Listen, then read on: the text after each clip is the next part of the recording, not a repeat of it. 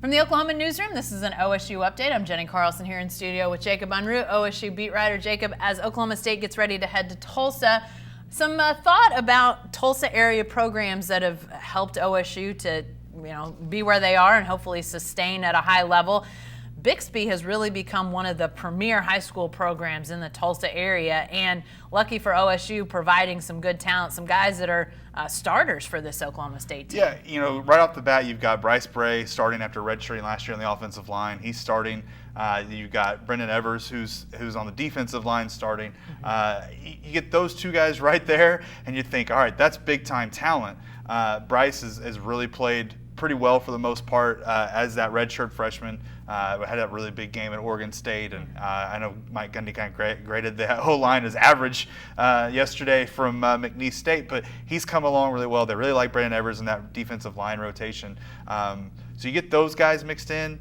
That's a really good start. Yeah, well, that's the start, because in future years, it looks like Oklahoma State's going to continue to benefit from Bixby. Some guys in the pipeline that are still at Bixby High School, but will be Cowboys. Yeah, they've got two 2020 commits from Bixby.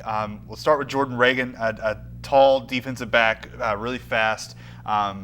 Bixby's off to this red-hot 2-0 start. They beat a team in Mansfield, Texas. They beat Jinx 57-7, a record-setting victory last week. That just doesn't happen to Jinx, and they go out there and do it. And Jordan Reagan, I think, had 2 interceptions, had multiple interceptions, and really caused some havoc on the defensive side of the ball. But then you've got Brendan Presley, who's the real star of this show for Bixby right now. I think he had 6 or 7 touchdowns that first week in Mansfield. Last week, 3 interceptions, 2 touchdowns on offense.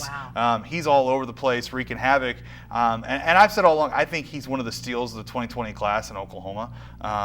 He's got up to 13 on the Super 30 for us, and he committed to OSU kind of late in the summer. Didn't have those Power 5 offers at the beginning of the summer because he's only about 5'8". He's not incredibly big, but he's going to fill that slot position really well for OSU. He's a 4-year starter, all kinds of talent, a lot of upside on him. I know this isn't the Bixby High update, but explain to me how Bixby has become this powerhouse, Jacob, because like you say, what they did to Jinx, I think people are aware of how good Bixby is, and yet it feels like that powerhouse program on that side of Tulsa has shifted to Bixby. Yeah, they're really close to Jinx, which is kind of what's interesting about this. It's only a few miles apart, but it starts with that 6A split.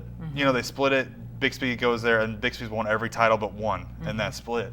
And it's kind of that Jinx Union effect. They start rolling, and people start going there more and more. And it just, you get that talent, you get that confidence.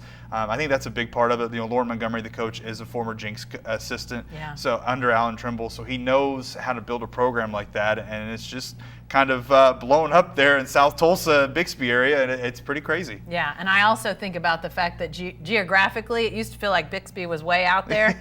Now it doesn't feel so far away. Tulsa growing that way, it feels like Bixby is right there, and definitely right there in the high school football scene. Be sure to stay with the best coverage team anywhere at oklahoman.com and every day in the Oklahoman.